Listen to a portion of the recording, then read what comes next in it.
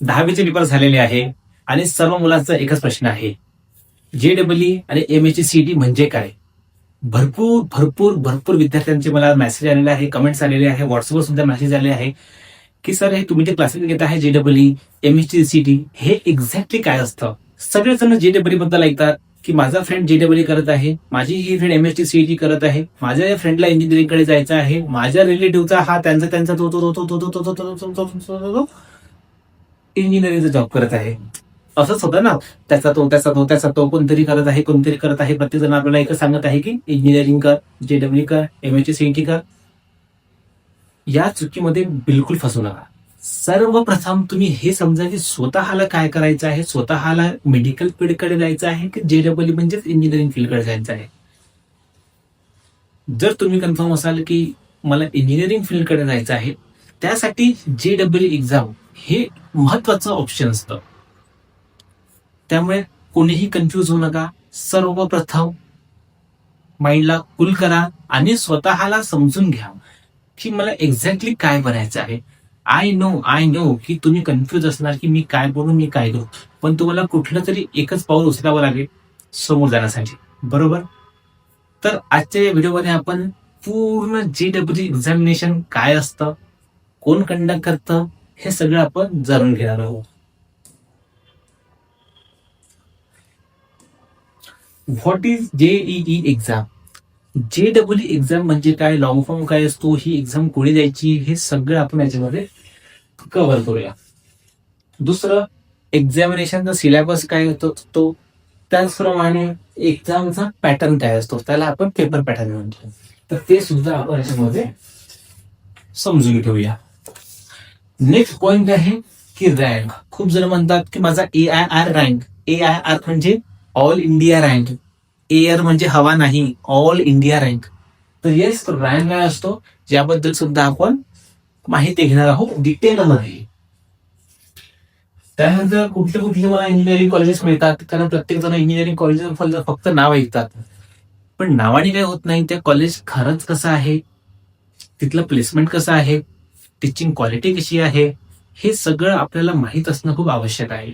आणि JEE मेन्सवर आपल्याला कुठले कॉलेजेस मिळतात, नक्कीच तुम्ही ऐकलं असणार IIT मिळतात, NIT मिळतात, पण हे कसे मिळतात, त्याच्यासाठी किती रँक मध्ये आपल्याला यावं लागतं. टॉप कॉलेजेस मिळण्यासाठी आपल्याला किती रँक पाहिजे, हे सुद्धा तेवढंच महत्वाचं आहे. तर आज आपण हे पूर्ण पूर्ण डिटेल मध्ये समजणार आहोत. तर काही पण क्वेश्चन जर तुम्हाला असेल तर तुम्ही कमेंट करा. त्यानंतर सर्वात महत्वाचं, सध्याच्या फेजमध्ये सगळेजण एकच गोष्ट बघत आहे की 10th तर माझी सर झालेली आहे, पेपर खूप छान गेलेले आहे, पण नंतरची आणि महत्वाची गोष्ट म्हणजे की 10th नंतर JEE एक्झामिनेशनचा रोडमॅप काय आहे. आता रोडमॅप म्हणजे काय आहे की त्याचा रस्ता कसा आहे. सिंपल, रोड म्हणजे रस्ता. तर JEE एक्झामिनेशन साठी कुठली डिग्री घ्यावी, म्हणजेच 11वी मध्ये कुठली स्ट्रीम घ्यावी, इथपर्यंत पासून आपण बारीकपणे आपण बघणार आहोत. बट एकच आणि महत्वाची एक गोष्ट आहे, ती लक्षात ठेवा की मला खरंच इंजिनिअरिंग करायचं आहे का आणि का करायचं आहे, हे तुमचं ध्येय फिक्स ठेवा, जेणेकरून तुम्ही कन्फ्युज होणार नाही आणि पुढे जी लोक येणार तुम्हाला स्ट्रगल करण्यासाठी, अडथळे आणण्यासाठी, त्याच्यावरून तुम्ही डिस्ट्रॅक्ट होणार नाही. ठीक आहे, तर सर्वात पहिले तुम्ही तुमच्या माइंडला फिक्स करा. आपण जाणून घेणार आहोत की एक्झॅक्टली JEE काय असं. सिंपल, अगदी सिंपल आहे. JEE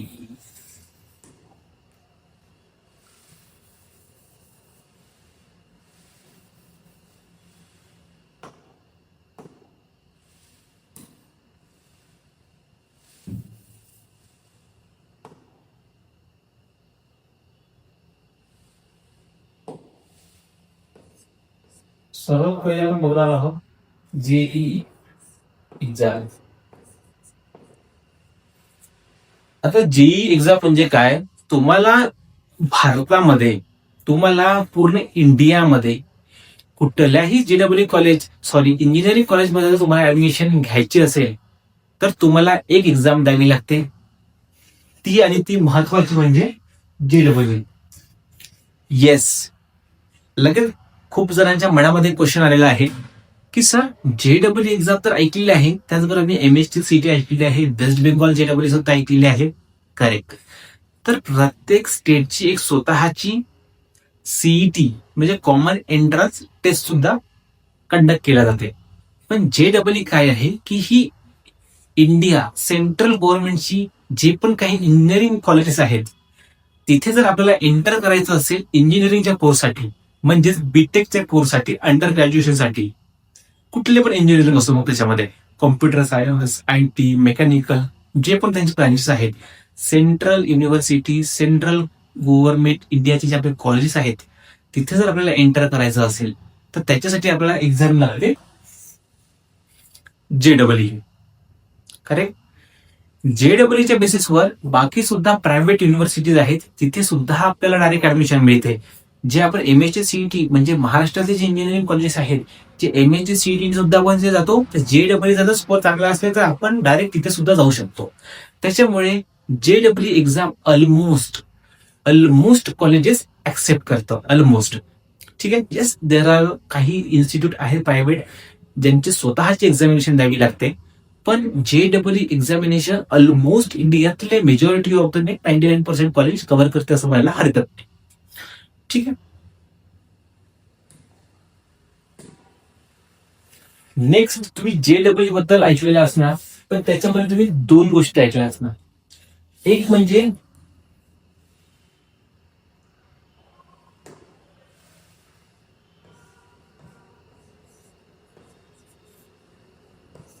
JEE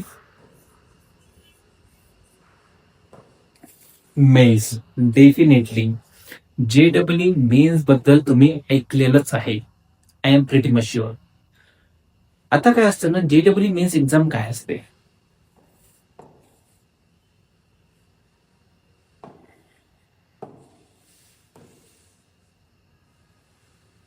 ठीक आहे. JEE एक्झाम इंडियामध्ये, JEE एक्झाम भारतामध्ये जवळपास 15 ते 17 लाख लोक देतात. किती स्टुडंट ही एक्झाम देतात? जवळपास ऑन अप्रॉक्स ऍव्हरेज काढायचं गेलं तर 15 lakh to 17 lakh students per year he exam देतात. त्यापैकी आता याच्यामध्ये काय असते की ही एक्झाम असते 360 मार्क्स. किती मार्क्सची? 360. सॉरी 300 मार्क्स ही एक्झाम असते. 300 मार्क्सची ही एक्झाम असते. बरोबर. तर या एक्झामच्या बेसिसवर काय होतं की रँकिंग मिळते. बरोबर. सो रँकिंग कशी राहणार? 1 2 3 4 जो पण लास्ट पर्सन असेल म्हणजे कन्सिडर लास्ट पर्सन आहे 15 लाख. सो ही त्याची झाली रँकिंग. करेक्ट. रँकिंग झालेली आहे. पण सर एक्झाम तर मी दोनदा दिली आहे JEE मेन्सची. Absolutely correct. 2018 पासून हा रूल आला होता की एक्झाम 2 वेळा कंडक्ट करायची. जे मुलं दोन्ही पण सेशन देणार, लाईक सेशन 1 आणि सेशन 2, JEE मेन्स एक्झाम आपल्याला दोनदा देता येते. एक एक्झाम जे असते इन द मंथ ऑफ जानेवारीमध्ये एक्झाम असते, आणि दुसरा सेकंड सेशन जो असतो तो त्याचा असतो एप्रिलमध्ये. तर दोन्ही पण देऊ शकता किंवा दोनपैकी एक पण देऊ शकता. सो ही जी एक्झाम होणार आहे त्याच्यामधून आपला काय होणार आहे? रँक मिळतो. आता रँक मध्ये काय असतं की याच्यामध्ये जे टॉप मुलं आहेत, टॉप किती? Top approx 2.4 lakh. Approx 2.4 lakh. Approx. Are you getting my point? It's approx 2.4 lakh. हे जे मुलं आहेत जे टॉप नंबरवर असतात, लाईक एक रँक पासून 2.4 लाख, 2.5 लाख, तर हे मुलं JEE ऍडव्हान्स साठी सिलेक्ट होतं. JEE ऍडव्हान्स साठी.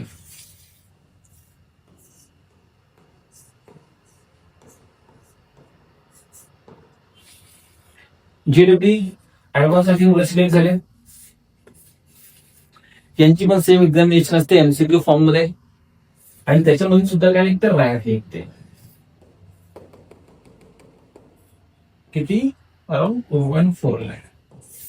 आता 2.4 लाख जे झालेले आहे,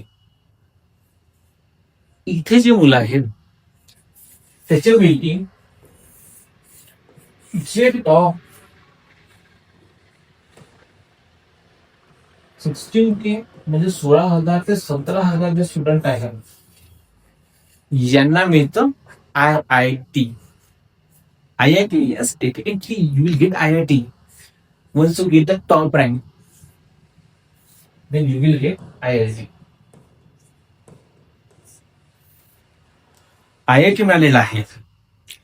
तो सर मी तर ऐकलेलं आहे की NIT पण असतं, IIIT पण असतं, अजून मल्टिपल सेंटर युनिव्हर्सिटी असतात, तिथे सुद्धा मला एंटर करायचं असेल तर ते जे असतं ते तुम्हाला मिळतं JEE मेन्सच्या रँकवर. Don't get confuse. एकदा तुम्ही मेन्स क्लिअर झाले, तुम्ही टॉप रँक मध्ये आले, तर तुम्हाला JEE ऍडव्हान्स देण्याचा चान्स मिळतो. JEE ऍडव्हान्स मध्ये तुम्ही टॉप 16K 17K च्या इन बिटवीन असाल तरच तुम्हाला IIT मध्ये सीट मिळते. आणि NIT मध्ये तर तुम्हाला सीट हवी असेल, फॉर दॅट ती तुम्हाला मिळणार JEE मेन्सच्या रँकवर. NIT मध्ये पण मिळेल, त्याचबरोबर तुम्हाला IIIT मध्ये पण मिळेल. करेक्ट. आणि बाकीचे इन्स्टिट्यूट पण आहे, ते फक्त JEE मेन्सचा स्कोर ऍक्सेप्ट करतात. आय होप तुम्ही इथपर्यंत क्लिअर असाल. एक्झामचा पॅटर्न कसा आहे तिथं आपण बघणारच आहोत, पण इथपर्यंत तुमचं क्लिअर झालेलं आहे का? Please comment down. Now coming to the next point, जो सर्वात महत्वाचा प्रश्न होता तुमचा की सर ये तो मुझे अभी समझ गया की 10वी नंतर JEE ची एक्झाम द्यायची आहे, तर एक्झाम काय आहे, कुठलं कॉलेज मिळतं, कशा प्रकारे मिळतं, 2 टाईप्स असतात, हे तुम्हाला एक ओव्हरऑल स्ट्रक्चर बद्दल आयडिया आलेली आहे. पण सर माझं आता जस्ट 10वी झालेलं आहे, तर आता मी काय करू? जस्ट माझं आता 10वी झालेलं आहे, तर मी काय करू? तर सिंपल आणि सिंपल, अगदी सिंपल. सर्वात पहिले 10th झालेली आहे, एकच गोष्ट करायची आहे की तुमची स्ट्रीम म्हणजे 11वी मध्ये तुम्ही कुठली सब्जेक्ट घेणार आहात हे तुमचं क्लिअर असलं पाहिजे.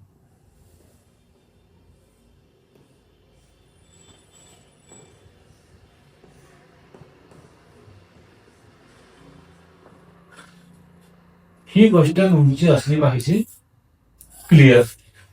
जर तुम्ही इंजिनिअरिंग घेत आहात म्हणजे तुमचं फिक्स असलं पाहिजे की मला फिजिक्स घ्यायचं आहे, केमिस्ट्री घ्यायचं आहे, मॅथमॅटिक्स घ्यायचं आहे, आणि त्याचबरोबर मे बी तुमचं IT असेल, कम्प्युटर सायन्स असेल, इलेक्ट्रॉनिक्स असेल, हे सब्जेक्ट सोबत तुमचे असतात. आणि इंग्लिश तर डेफिनेटली असणारच आहे, मदर टंग वगैरे जे लँग्वेज असतात आपले, फर्स्ट लँग्वेज, सेकंड लँग्वेज. पण महत्वाचं असतं की PCM हे फिक्स ठेवा. PCM लिहून ठेवा. फिजिक्स, केमिस्ट्री,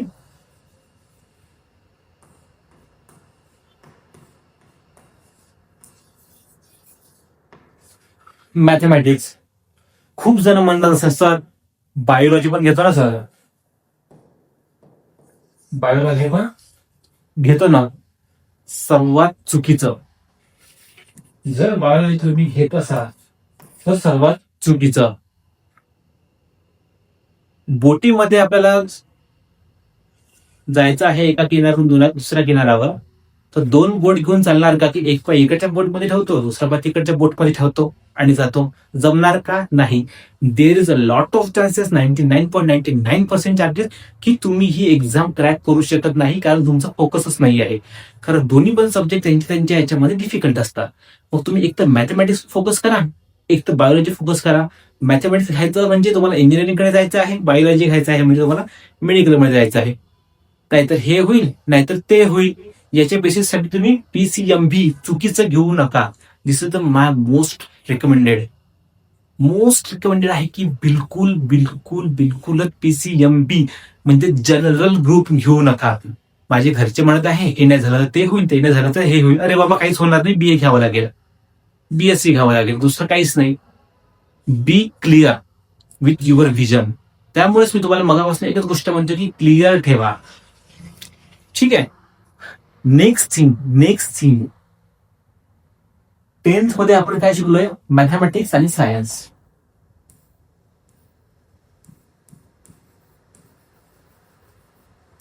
मॅथमॅटिक्स शिकलेलं आहे, दुसरं आहे सायन्स. पण ज्या वेळेस आपण 11वी मध्ये येतो, हा सर्वात मोठा ट्रान्झिशन आहे. सर्वात मोठा एज्युकेशनचा जो गॅप आहे तो आहे 10th to 11th. 10 पर्यंत जे शिकतो आणि जे 11 मध्ये शिकतो, it's a too much huge gap. खूप मोठा गॅप आहे. त्याच्यातलं आपण काही शिकवलं नाही आहे 10th मध्ये, आणि 11वी मध्ये पूर्ण सगळं काही चेंज होतं. तर बेटा 11वी मध्ये 3 सब्जेक्ट आहे. फिजिक्स, केमिस्ट्री,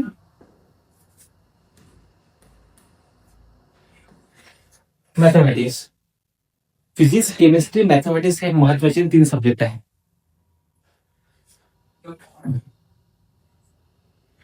फिजिक्स मध्ये इतक्या काही गोष्टी शिकायला मिळेल, इतक्या नवीन नवीन गोष्टी शिकायला मिळेल. सरफेस टेन्शन्स, व्हीडीचे क्वेश्चन्स असतात वेगवेगळ्या याच्यामध्ये, भरपूर क्वेश्चन्स. आणि जर तसं जर बघायला गेलं तर फिजिक्स हा सर्वात टफ सब्जेक्ट आहे.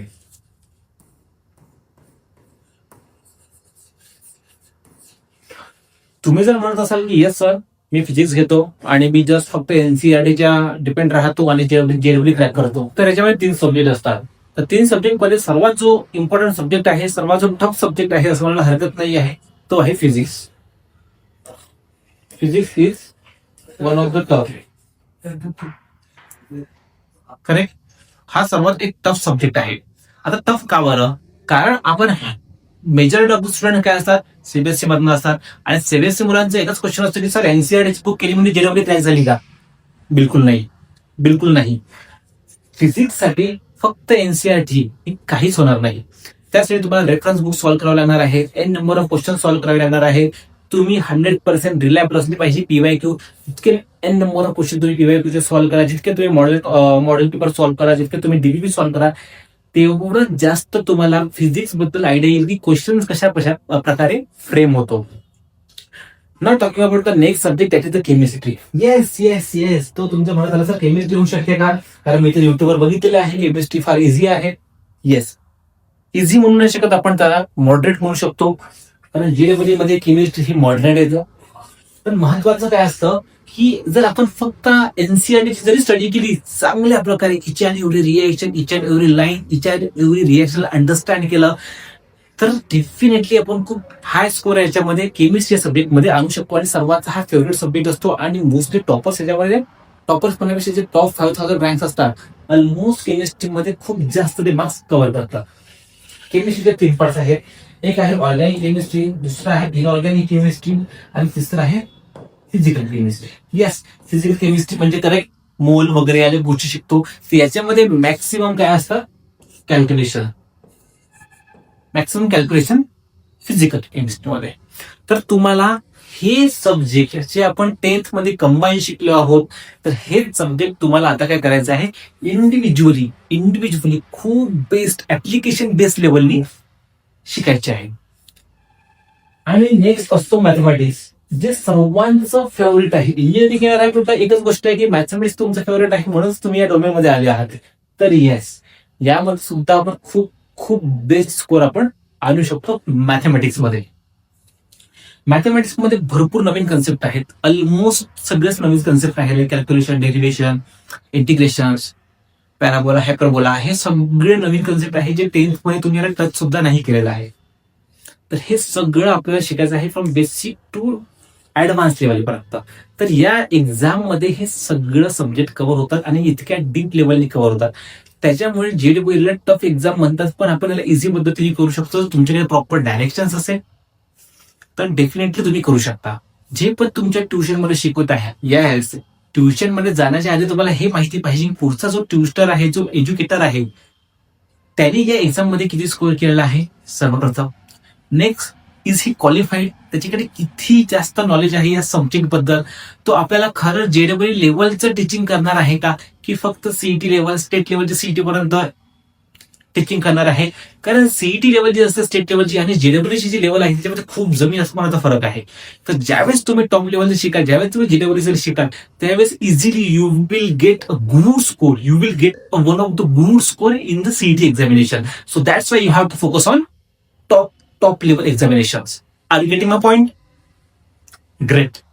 आता आपण एक्झामला एक शॉर्ट मध्ये समराईज करूया की जेडब्ल्यू मेन्स आणि जेडब्ल्यू ऍडव्हान्स मध्ये काय फरक आहे, कोण कंडक्ट करतं हे एक्झामिनेशन, याबद्दल आपण जाणून घेऊया. तर सर्वात पहिले जर आपण बघायला गेलं तर जेडब्ल्यू मेन्स ही जी एक्झाम आहे ती एनटीए कंडक्ट करत. ठीक आहे, येस.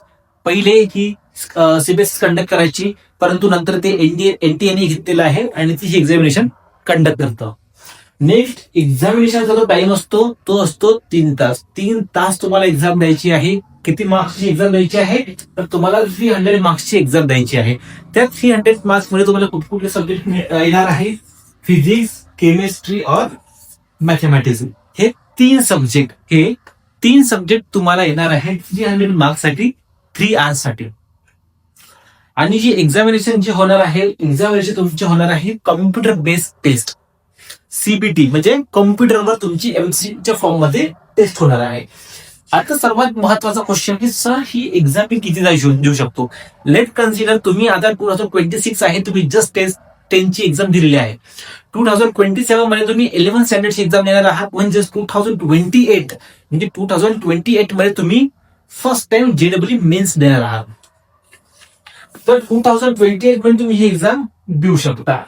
तुम्ही एकदा परत रिपीट घेऊ शकता आणि तुम्ही एकदा परत रिपीट घेऊ शकता. त्यानंतर ज्यावेळी तुमचं 12वी झालेलं आहे त्याच्यावर तुम्ही ही एक्झाम फक्त 3दा देऊ शकता, त्याच्यानंतर कधीच नाही.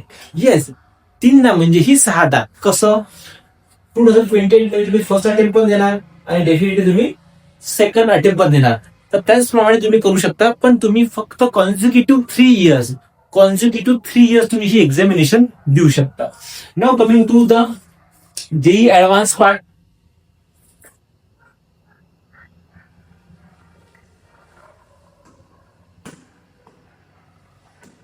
जेई ऍडव्हान्स जी असते ही एक्झाम ओल्ड जी आपली आयआयटी आहे, ओल्ड आयआयटी ओजी, ही एक्झामिनेशन कंडक्ट करते. त्यानंतर ही एक्झामिनेशन जी असते तर सेम डेला 2 टाइम्स पेपर असतात. एक असते मॉर्निंग शिफ्ट, दुसरी असते आफ्टरनून किंवा त्याला आपण इव्हनिंग शिफ्ट म्हणतो.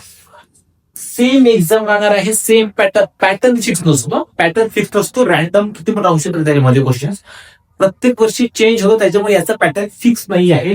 तर ही एक्झाम 3 तास राहणार सकाळी आणि 3 तास संध्याकाळी. येस, सेम टाईपचे question, slightly difficulty level hard असते किंवा स्लाइटली अबव असते. त्याच्यामध्ये पण सेम फिजिक्स, केमिस्ट्री, मॅथमॅटिक्स. तर एकाच दिवशी तुम्हाला 2 टाइम्स एक्झामिनेशन द्यायची आहे. एक द्यायची आहे मॉर्निंग टाइमला, एक द्यायची आहे आफ्टरनून टाइमला. एक्झामिनेशन मध्ये किती नंबर ऑफ क्वेश्चन येणार, किती नंबर ऑफ मार्क्स असणार हे काहीच फिक्स नसतं. प्रत्येक वर्षी हे व्हॅरी होत असतं. I hope you are getting my point. After that, ज्याप्रमाणे जेडब्ल्यू मेन्स 2दा होते, त्याचप्रमाणे ही एक्झाम वन्स अ इयर, वर्षातून ही एक्झाम फक्त एकदाच होते. कधी होते, तर in the month of June. I hope JEE मेन्सचा फर्स्ट अटेम्प्ट जो असतो तो असतो जानेवारी, त्याचप्रमाणे सेकंड अटेम्प्ट कधी असतो, एप्रिल, आणि ऍडव्हान्सचा जो असतो तो असतो in the month of June. I hope इथपर्यंत सर्वांना क्लिअर असणार, each and every doubt clear झाले असणार. करेक्ट. तो बच्चो, तुम्हाला इच अँड एव्हरी गोष्टी क्लिअर झालेल्या आहेत. त्याचप्रमाणे तुम्हाला एक्झामिनेशन बद्दल आयडिया आलेली आहे की आयआयटी कसं मिळणार, एनआयटी कसं मिळणार, ट्रिपल आयटी कुठले एक्झाम हे मिळणार, गव्हर्नमेंट कॉलेजेस सुद्धा कसे मिळणार. डेफिनेटली एक एक्झाम सर्वांना कव्हर करते. त्यामुळे तुमचा फोकस असलं पाहिजे. जेडब्ल्यूची one of the toughest exam मानली जाते इंडियामध्ये. करेक्ट. ज्यावेळेस तुम्ही टफ लेवलची एक्झामची प्रिपरेशन करा तेव्हा कुठे तुम्ही इझिली एमएससी सीईटी मध्ये गुड स्कोर कराल. आणि तुम्ही जर फक्त एमएससी सीईटी जर अभ्यास करा, definitely there are lot of chances की तुम्ही त्याच्या खाली कुठेतरी असाल. सो ऑलवेज बेस्ट इन्स्टिट्यूट मध्ये प्रिपरेशन करा जिथे तुम्हाला या लेवलचं टीचिंग मिळणार आहे. सर्वात महत्वाचं म्हणजे टीचिंग क्वालिटी खूप महत्वाची आहे. खूप जण काय करतात की फक्त लोकल ट्युटर्स कोण शिकत आहे, नाही. तुम्हाला क्वालिटी एज्युकेशन घ्यायचं असेल तर चांगल्या टीचरकडनं शिकावं लागेल आणि तेव्हाच ही एक्झाम 100% क्रॅक होणार, म्हणजे होणार. येस बेटा, याच्यासाठी तुम्हाला सर्वात महत्वाचं आहे की मेहनत, खूप खूप खूप जास्त मेहनत घ्यावी लागणार आहे, खूप जास्त. आय होप सर्वांना आजचा व्हिडिओ आवडला असेल, भरपूर नॉलेज सुद्धा मिळालेलं असेल. So let's see in another video. Thank you.